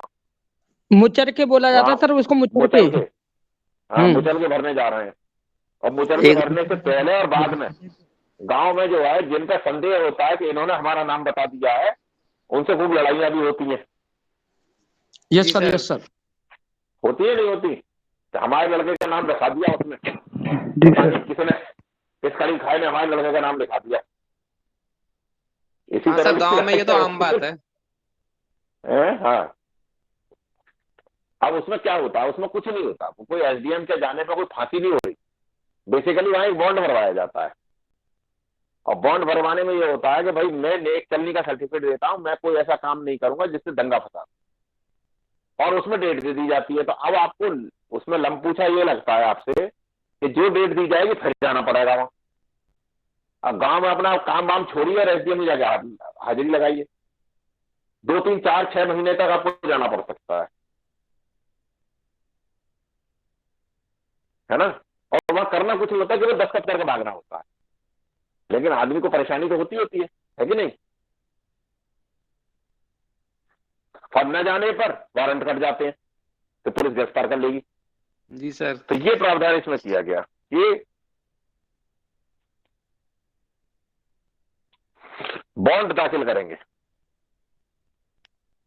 जिससे कि वो कोई भी ऐसी चीज पब्लिश नहीं करेंगे जिससे कि हर मैजिस्ट्री की जो प्रजा है, मतलब महामहिम राजा की जो प्रजा है, उसमें कोई जाति आधारित, धर्म आधारित या कोई ऐसी बात न फैले, या सरकार के खिलाफ कोई ऐसी बात न लिखी जाए, महामहिम की सरकार के खिलाफ, जो कि विधि द्वारा स्थापित है, द एस्टैब्लिश्ड बाय लॉ, जो विधि द्वारा स्थापित है, इसमें कोई ऐसी बात न फैले।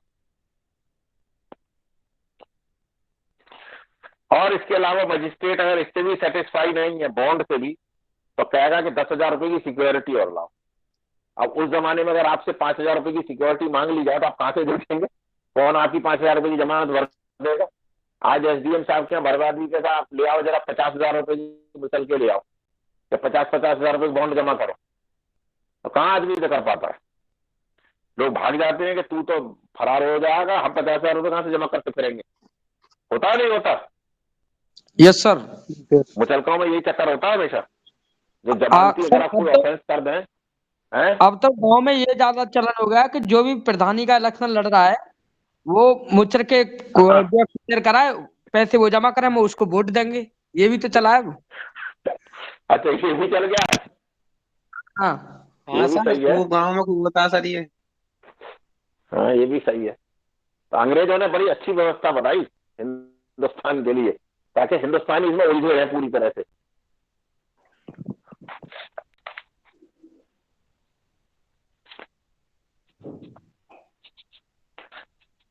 और ये भी था कि अगर इसका पालन नहीं किया तो मजिस्ट्रेट जो है वो फोरफीट कर सकता है, मतलब जब्त कर सकता है छापे खाने को। पहला प्रावधान तो इसमें ये किया गया। दूसरा ये किया गया जो सबसे खतरनाक था कि डीएम के आदेश के विरुद्ध कहीं अपील नहीं की जा सकती थी। मतलब गवर्नर जनरल तक के यहां आपकी अपील लाई नहीं करेगी, वो फाइनल है, आधा बात खत्म। तो राइट टू अपील छीन लिया गया है, किसी भी कोर्ट में अपील नहीं की जाती।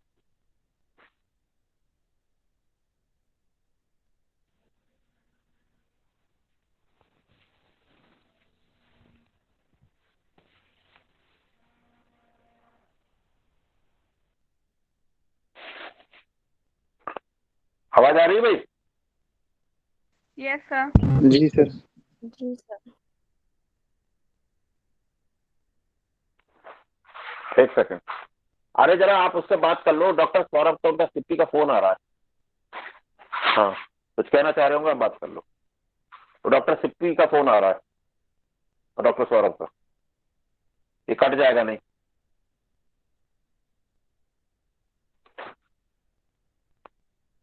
तो इस एक्ट का नाम जो है बदल के उन्होंने गैगिंग एक्ट कर दिया। लोगों ने कहा ये तो गला घोटने वाला एक्ट है, गैगिंग मतलब गला घोटना। और इसमें यह था कि ये एक्ट केवल वर्नाकुलर प्रेस पर लागू होगा, इंग्लिश प्रेस पर लागू नहीं, और कोई भी राइट नहीं होगा।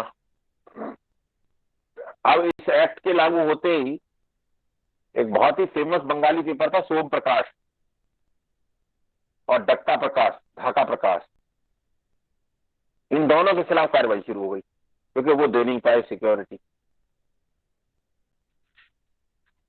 और बिपिन चंद्रा आप लोगों ने पढ़ी रखी होगी, मुझे लग रहा है।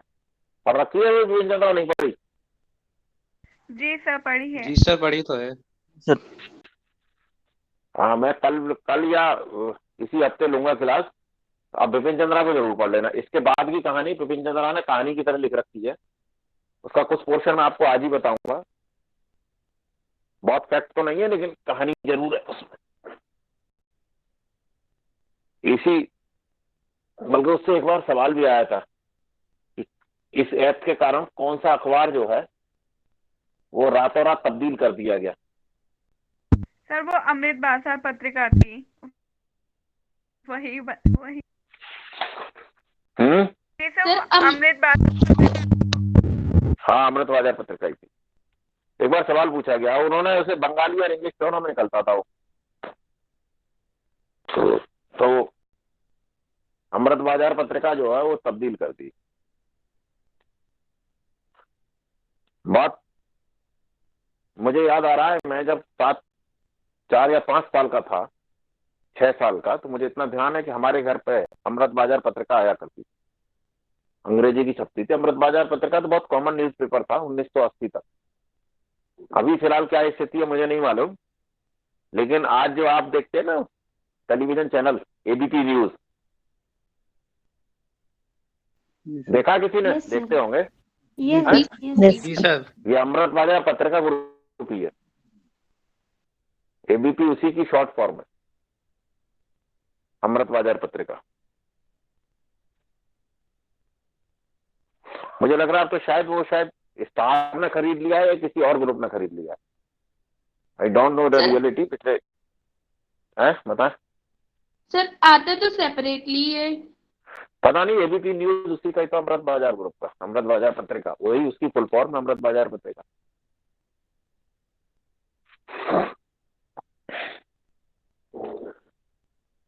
खैर,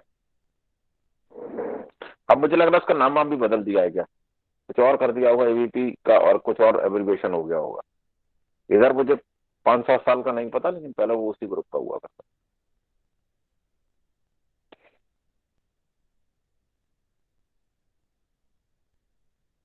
और इस एक्ट में वही प्री सेंसरशिप वाला भी कानून लागू कर दिया गया जो वेलेजनी ने लागू किया था कि भाई पहले दिखाओगे। खैर, बाद में वो 1 साल बाद प्री सेंसरशिप वाला कानून हटा लिया गया। उसकी जगह पहली बार हिंदुस्तान में प्रेस कमिश्नर की नियुक्ति हुई। ये कानून 4 साल से ज्यादा नहीं चल पाया। 1882 में इस कानून को लॉर्ड रिपन ने वापस ले लिया। ये कहते हुए कि 1878 जैसी परिस्थितियां अब नहीं है, 4 साल बीत चुके हैं, इसलिए ये कानून वापस लिया जाता है। कानून तो लाए थे इसलिए कि अकाल फैला हुआ था, और उस जमाने में दक्षिण भारत में प्लेग फैला हुआ था, बिबोनेक प्लेग। आप में से साइंस का स्टूडेंट कौन है? सर मैं हूँ। कोई है? जी यस सर। सर। जी सर। तो आप हमें अगली क्लास में ये बताइएगा कि बिबोनिक प्लेग में और एंथोनाइन प्लेग में क्या अंतर है।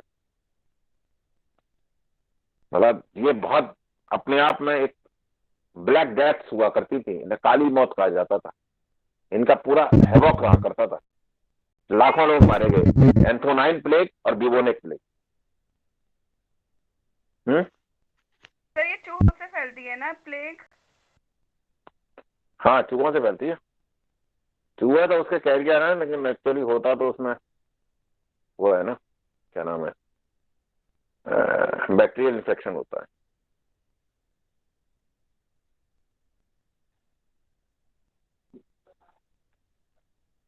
मैं वही पूछ रहा था कि एंथोनाइन प्लेग और बिबोनिक प्लेग में क्या अंतर है।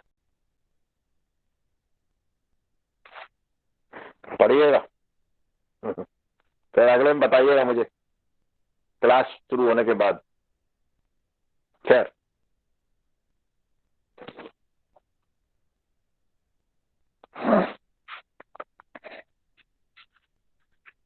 उसके बाद कर्जन के पीरियड में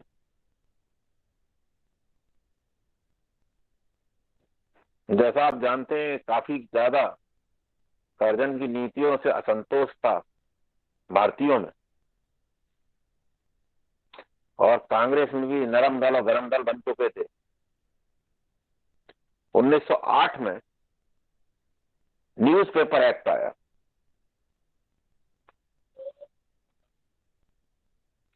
और इसका पूरा नाम था the newspaper incitement to offences act 1908। और इस एक्ट में मुख्य मुख्य जो प्रावधान किए गए थे वो ये थे, मजिस्ट्रेट को प्रिंटिंग प्रेस ही जब्त करने का अधिकार नहीं था, वो उस प्रॉपर्टी को भी जब्त कर सकता था जो न्यूज़पेपर के साथ जुड़ी हुई, मतलब उस घर को भी जब्त कर सकता था। अभी तक केवल मशीन ले जाने का अधिकार था, पूरे घर को जब्त करने का अधिकार नहीं।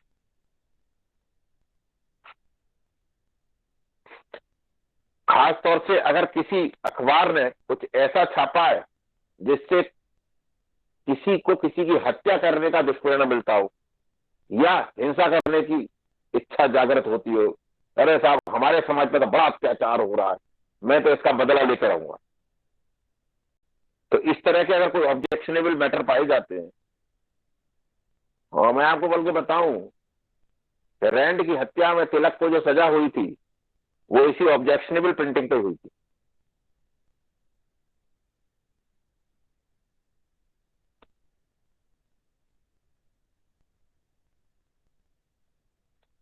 जो स्थानीय सरकारों से ये अधिकार दे दिया गया कि अगर कोई प्रिंटर पब्लिशर कोई भी तरह की घोषणा कर रहा है तो वो उसे एनिलीफाई कर सकते हैं, मान नहीं सकते। और तब तक सभी जगह हाई कोर्ट भी एस्टैब्लिश हो चुकी थी, तो ये अधिकार दे दिया गया कि अगर आपके खिलाफ, अगर आपको कुछ लगता है कि भाई कुछ गड़बड़ है, तो आप इसके खिलाफ हाई कोर्ट में 15 दिन के भीतर अपील कर सकते हैं। ये न्यूज़पेपर एक्ट 1908 का प्रावधान था।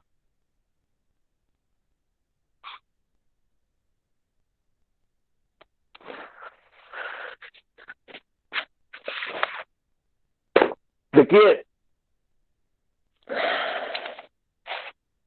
राजा राममोहन राय के समय से ही लेकर के और 1909 तक लगभग 70-80 सालों के इतिहास में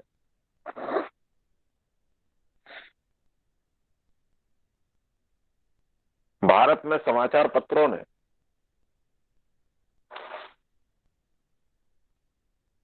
इस देश में जन विरोध को आवाज देने का बहुत बड़ा काम किया। मतलब जो मास एजिटेशन हुआ करते थे, जन विरोध हुआ करता था, छोटे बड़े, उन सब के बारे में इसमें खबरें छपा करती थी इन अखबारों में।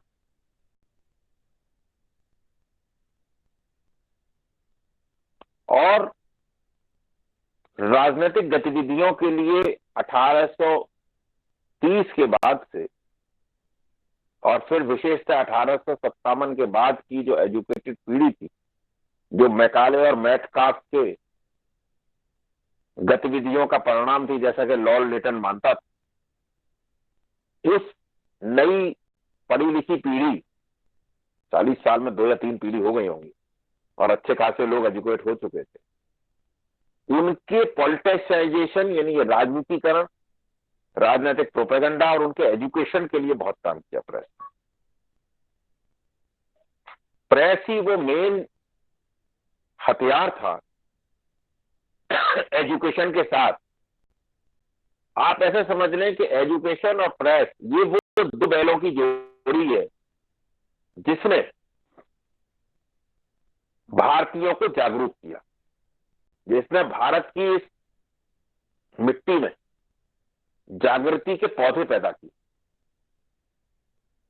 और प्रेस ने लोगों को जगाया ही नहीं, उन्हें ट्रेन भी किया, उन्हें मोबिलाइज भी किया, उन्हें कंसोलिडेट भी किया, एक जगह इकट्ठा भी किया। कांग्रेस के शुरुआती वर्षों तो में भी कांग्रेस के पास कोई दफ्तर नहीं हुआ करता था, ना कांग्रेस के पास कोई ऐसा बहुत बड़ा स्ट्रक्चर हुआ करता था कि साहब जो एक घोषणा पत्र निकलेगा जैसे आज पॉलिटिकल पार्टीज निकालती हैं, वो ऐसा कुछ नहीं। बल्कि लोकल प्रेस में जो छपा करता था, उसी से कांग्रेस की गतिविधियां आम आदमी को पता चलती थी।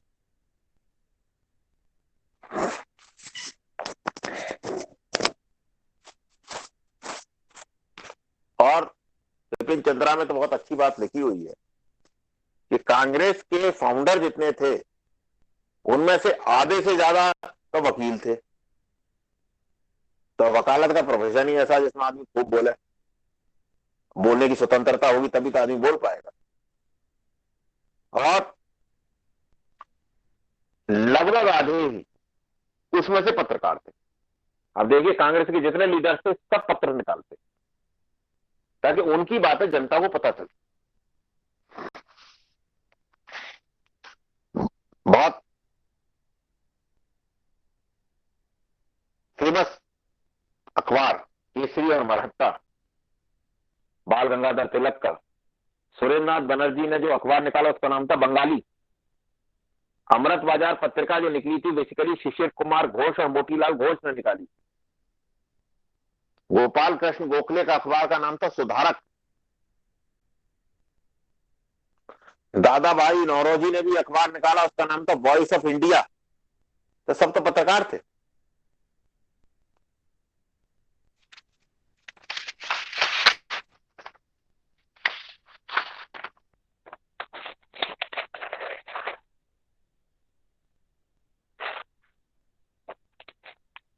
और ये अखबार जो देसी भाषा के थे वो शहर तक सीमित नहीं रहे, वो देहात में भी फैल गए। और देहात में लोगों को अखबार अगर मिल जाता था उस जमाने में तो वो अखबार ऐसा नहीं जैसे आज आपने पढ़ा और शाम को रद्दी वाला उसे ले गया, नो, वो अखबार संभाल के रखा जाता था और उस अखबार को पढ़ने के लिए लोग दूर दूर से आते थे कि भाई क्या बात लिखी है।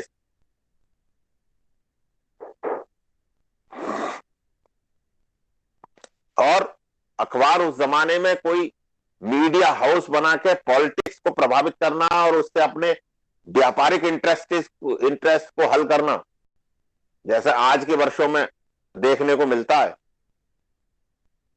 कि पॉलिटिकल इंटरेस्ट और अपने व्यापारिक इंटरेस्ट रहते हैं मीडिया घरानों के, इसीलिए उन्हें व्यापारिक उद्योग घराने की तरह उन्हें भी लोग घराना कहने लगे हैं। मीडिया घराना मतलब घर का धंधा। उस जमाने में ये सब एक फिलेंथ्रोपी हुआ करती थी, एक जमाने में ये सब एक बेसिकली समाज सेवा का काम हुआ करता था।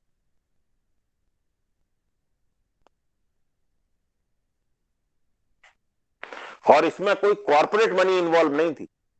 आज के समय में तो मीडिया में कॉर्पोरेट मनी इन्वॉल्व हो गई है, इसलिए सत्य और असत्य के बारे में मैं तो यही कहूंगा कि आप अपने विवेक का उपयोग करें। लेकिन तब ये सब सत्यता के बिल्कुल निकट हुआ करता, क्योंकि उनका इंटरेस्ट किसी तरह के अपने आर्थिक हित लाभ का नहीं।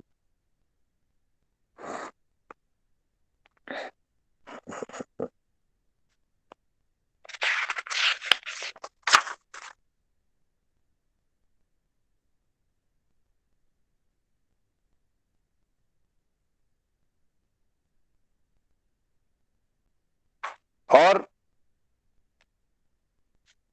प्रेस ने एक बहुत बड़ा योगदान ये दिया कि एक आम आदमी भी देश में चल रही सरकार की गतिविधियों को और उस पर लोगों की ओपिनियन को सुन और समझ और पढ़ सकता। अदरवाइज कलकत्ता में क्या निर्णय हो रहे हैं ये लखनऊ के व्यक्ति को कैसे पता चलता है?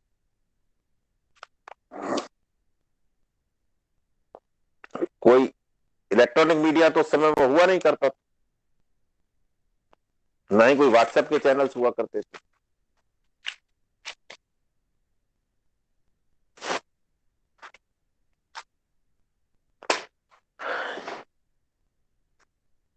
इन सब चीजों में जो इसके बाद के एक्ट है वो हम नेक्स्ट क्लास में डिस्कस करेंगे।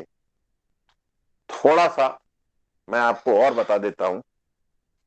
हाँ पिएंगे बेटा, मिल्क दूध पिएंगे, बनवा दो। वो ये है कि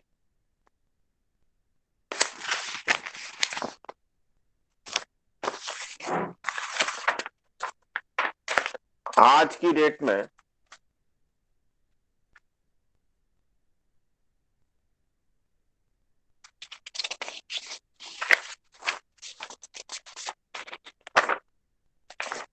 थोड़ा सा नोट भी कर लेना, हिंदुस्तान में जो रेडियो है ना वो 1927 में शुरू हुआ है। मैं आपको रेडियो ब्रॉडकास्टिंग इंडिया में 1927 में शुरू हुई है और ऑफिशियली 1930 में शुरू हुई है। और यही पीरियड है जब सेकेंड वर्ल्ड वॉर की तैयारियां चल रही थी और 1920 और 30 के दशक में रेडियो ब्रॉडकास्टिंग का जब मैं आपको वर्ल्ड हिस्ट्री पढ़ा रहा हूंगा तो एक ही व्यक्ति ने सबसे ज्यादा लाभ लिया और उसने एक पूरा अपने देश में आंदोलन खड़ा कर दिया और सत्ता में आ गया। और सत्ता में आके पूरी दुनिया में तबाही मचाने में उस आदमी ने बहुत बड़ा रोल प्ले किया। आप में से बता सकता है वो कौन है?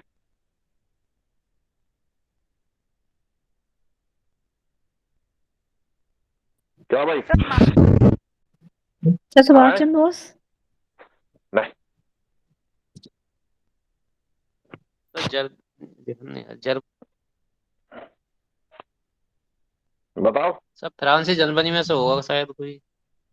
उसका नाम था बेनेटो मुसोलिनी। हाँ सर, यस। उसी ने सबसे ज्यादा रेडियो का उपयोग किया मास कम्युनिकेशन के लिए, मास प्रोपेगेंडा के लिए।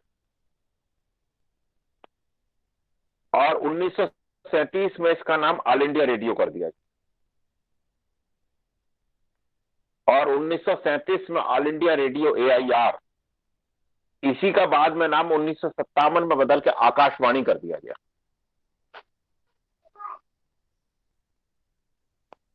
हिंदुस्तान में सबसे पहले टेलीविजन जो प्रोग्राम है वो 1959 में शुरू हुआ, 1959, और पूरी तरह से ये 1965 में शुरू हुआ। इसी का नाम बदल के बाद में दूरदर्शन कर दिया गया।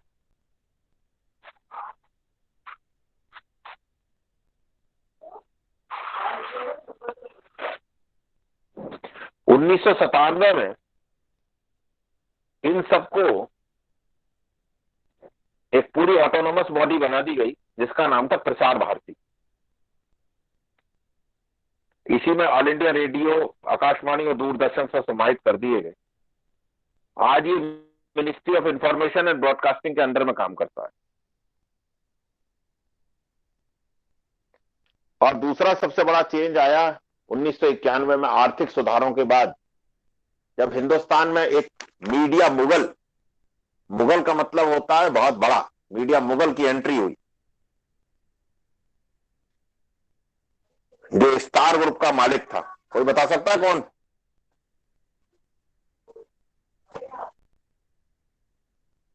एनीवन?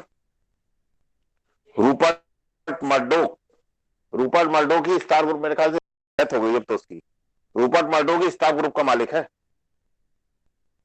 स्टार ग्रुप बहुत बड़ा ग्रुप है।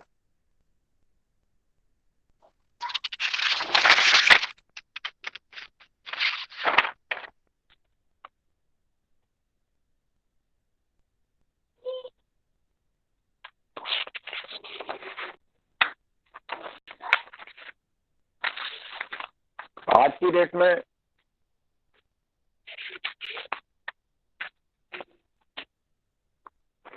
मेरे ख्याल से जितने न्यूज़पेपर निकलते हैं उनमें जो अंग्रेजी का समाचार पत्र है टाइम्स ऑफ इंडिया, ये काफी पुराना है, 1838 का है, 1838।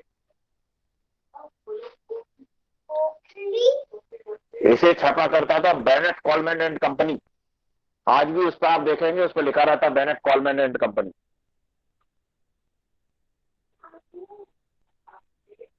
दूसरा महत्वपूर्ण अखबार हिंदुस्तान टाइम्स, ये 1924 का है।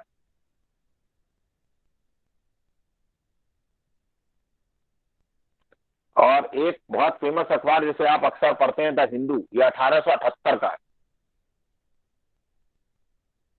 1878।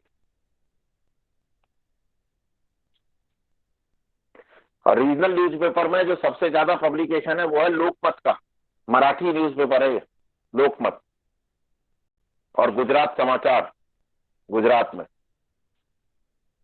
हिंदी का डेली में सबसे ज्यादा सर्कुलेशन दैनिक जागरण का है, दूसरे नंबर पर दैनिक भास्कर का है। और अंग्रेजी में आज भी सबसे सर्कुलेशन सबसे ज्यादा टाइम्स ऑफ इंडिया का और दूसरे नंबर पर द हिंदू का है। लिख लिया भाई? जी सर। कितनी देर हो गई?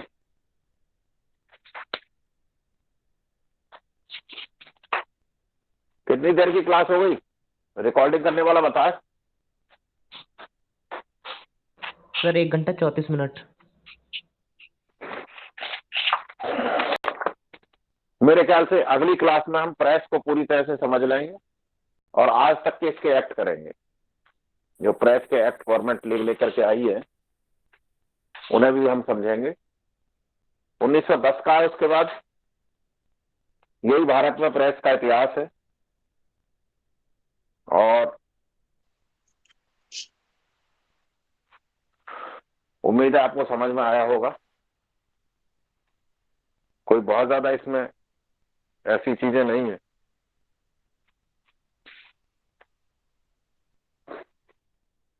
अब आप में से कोई कुछ सवाल पूछना चाहेगा?